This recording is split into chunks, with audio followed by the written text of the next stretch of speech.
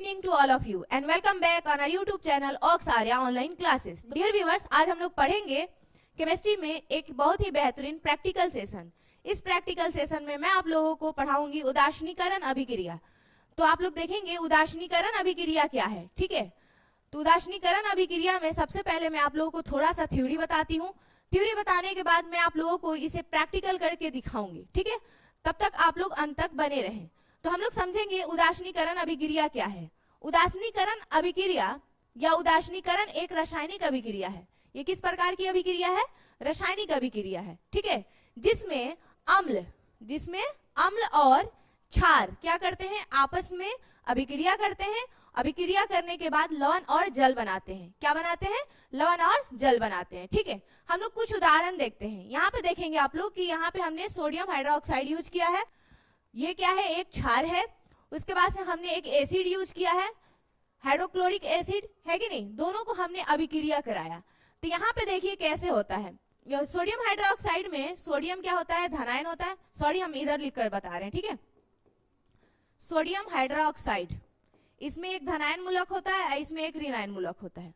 उसी प्रकार से अम्ल में भी देखेंगे NaCl, ठीक है। हाइड्रोजन को कभी हम लोग धनायन भी मानते हैं और ऋणायन भी मानते हैं, दोनों मानते हैं। लेकिन हम लोगों को यहाँ पे ये देखना है, क्षार में देखना है ये चीज कि जो सोडियम होगा ना वो क्लोरीन के साथ रिएक्शन कर जाएगा, ठीक है। और जो हाइड्रोजन है ना हाइड्रोजन के साथ जुड़ जाएगा, ठीक है। अब देखो तो यहाँ पे क्या बनाएगा? NaCl अब प्लस में H2O बनेगा, ठीक है। तो NaCl जो होगा ये हमारा क्या बनेगा? लवण बनेगा, ठीक है। क्या बनेगा? लवण। और ये हमारा क्या बनेगा? जल बनेगा। क्या बनेगा? जल बनेगा।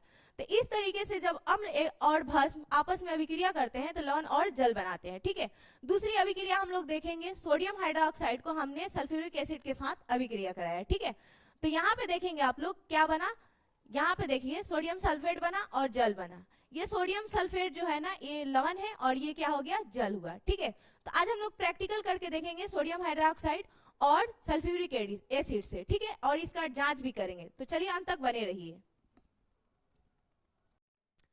हम लोग प्रैक्टिकल करेंगे एसिड और बेस का, यानी अम्ल और क्षार का जब अभिक्रिया करेंगे तो उदासीनीकरण अभिक्रिया किस तरीके से होता है, लवण और जल किस तरीके से बनता है, मैं उसको आज इस प्रैक्टिकल में आप लोगों को समझाऊंगी। इस प्रैक्टिकल को समझने के लिए सबसे पहले मैं आप लोगों को दिखा देती हूँ कि कौन कौन सा केमिकल यूज करूंगी।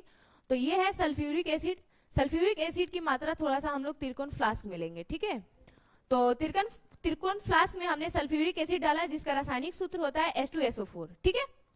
उसके बाद से आप लोग देखेंगे कि एक मैं बीकर में क्या करूंगी, सोडियम हाइड्रोक्साइड लूंगी जिसका रासायनिक सूत्र होता है NaOH, ठीक है। तो मैंने इसमें थोड़ा सोडियम हाइड्रोक्साइड डाला, ठीक है। आप लोग क्लास 10 में अम्ल भस्म और लवण चैप्टर में ये पढ़े हैं कि जब फेनोप्थिलीन को क्या करते हैं, क्षार में डालते हैं तो उसका रंग गुलाबी होता है, लेकिन अम्ल में डालते हैं तो उसका कोई रंग नहीं आता है, ठीक है। यानी अम्ल पे कोई प्रभाव नहीं होता है लेकिन क्षार पे प्रभाव होता है। तो उसकी जांच हम लोग फेनोप्थिलीन से करेंगे। तब जाकर हम लोग क्या करेंगे, अम्ल और भस्म को मिलाएंगे और मिलाने के बाद लवण और जल बनाएंगे, ठीक है।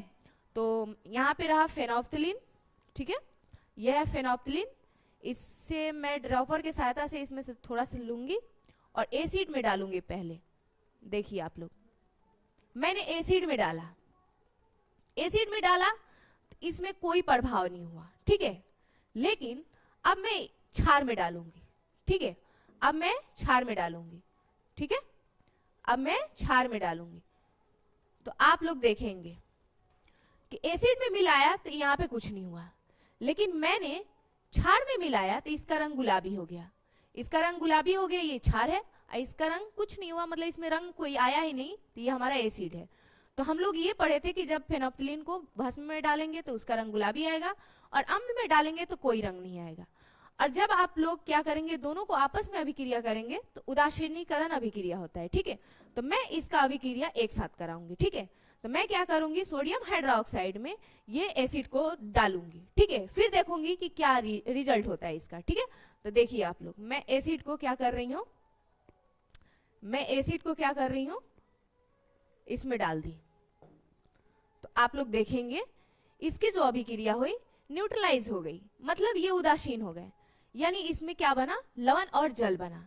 तो इस तरीके से हम लोग प्रैक्टिकल करके ये समझ पाए कि अम्ल और भस्म आपस में अभिक्रिया करते हैं तो लवण और जल किस प्रकार से बनाते हैं। इस तरीके से आप हमारे साथ बने रहिए। तब तक के लिए धन्यवाद।